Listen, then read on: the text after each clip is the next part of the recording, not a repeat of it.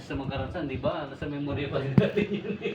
Hindi na nawawala eh, maliban tayo kanilimutin na, yung mga huli na. Naiipon sa ating isip, subconscious mind. Naiipon na naiipon. Dagdag. Ganun po pala yun. So, ang kailangan, kung sakaling naiipunan ganun, kadalasan ng basura na minsan yung magagalit, may nangyari, mayroong tao na gumawa sa'yo hindi maganda, nakaranas ka ng galit. Naiipon yun na naman dito sa subconscious mind natin. Ano? So, yung mga basurang yun, dapat matanggal. Ano, para totally ay makalaya tayo. Paano natin gagawin yun? Yun po ang mahalaga. Paano natin gagawin yun? Para bang sa computer, alam naman natin, baga computer na ganyan. Ano po? Pagka na-downloadan niya, halimbawa, ng isang, sabihin natin virus, hindi na, program na lang, isang program, na-downloadan.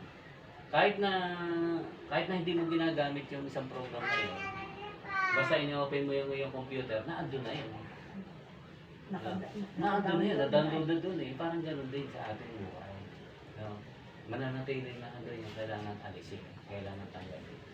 Paano tatanggalin? Pamagitan niya ng salita ng Diyos. Ingatan natin, sabi nga ni take heed of what you hear. Mark 4:24. Mark 4:24. Marcos. 24. Marcos 24.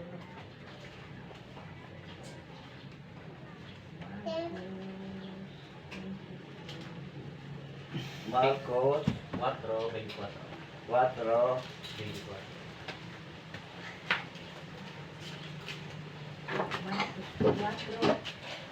4, 4:24. Marcos 4:24. At sinabi, Marcos 4:24. At sinabi niya sa kanila, ingatan ninyo kung ano ang inyong pinakikinggan. Yun. Sa panukat na iyong isinusukat ay kayo'y susukatin.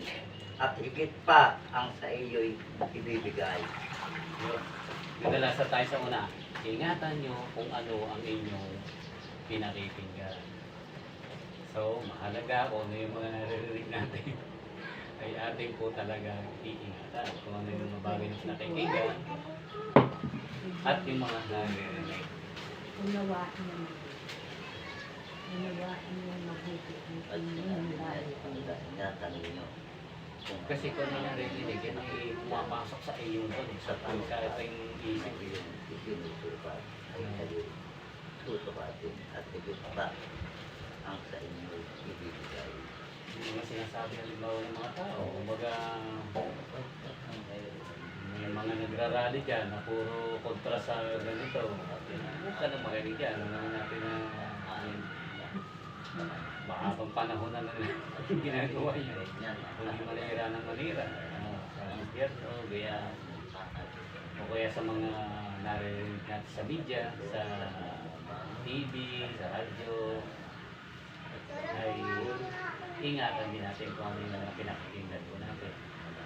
Napakahalaga. Ang isa pa, kailangan ingatan natin, baka yung job yun na bumubulong sa iyo, kung ano yung gagawin mo, hindi mo pa naman malaya. Ang binubulong na pala sa iyo, sige, gantihan mo yan, gantihan mo, masama talaga ulit yan. Ay pala galing na sa demonyo. Ating buhay, hindi niyo basta-basta pwedeng kunin unless na humingi siya ng permiso sa taas. Kasi gaya natin, liweds tayo. Nakukulong tayo ng protection ng Diyos. Hindi mo pwedeng ano yun yan. Kita mo si Pedro nga, nagpaalam siya eh. Sabi nga ng Jesus, ng Panginoon Jesus kay Pedro, kung alam mo lang, hinihiling ni Satanas na ikaw iligligin tulad ng trigo. Yung ginagayan, liligligin ang buhay. Nabasa niyo ba yun? Ayin. Binibithay. Liglig. Ayin. Ibig sabihin talagang yung buhay mo ay talagang yung pan. dadating ka sa point na itatatuwa siya. Pero ang sabi ng Panginoon, hindi hiling ng Panginoon na mawala si Pedro sa pagliliglig. Hahayaan niya nililiglig siya, pero yung kanyang pananampalataya ay hindi sumuko. Hindi na, That your hindi faith naalis. ay hindi bumigay.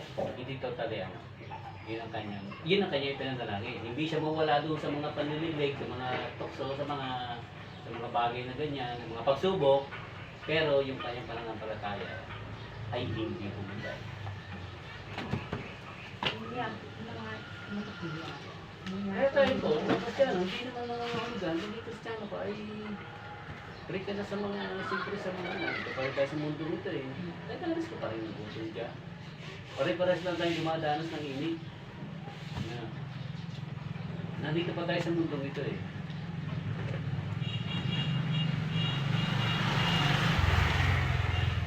Pero iba na.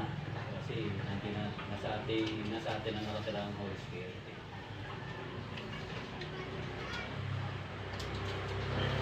Oh? Kasi daw,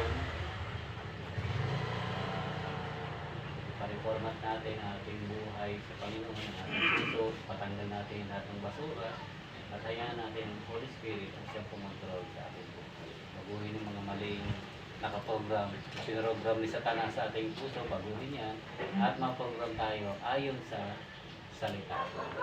Yun ang importante.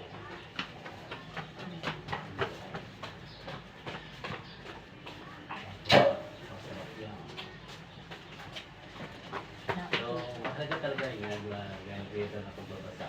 Talagang mag-uusap tayo sa Holy Spirit. Ito lang muna. Pagbabasa na natin salita.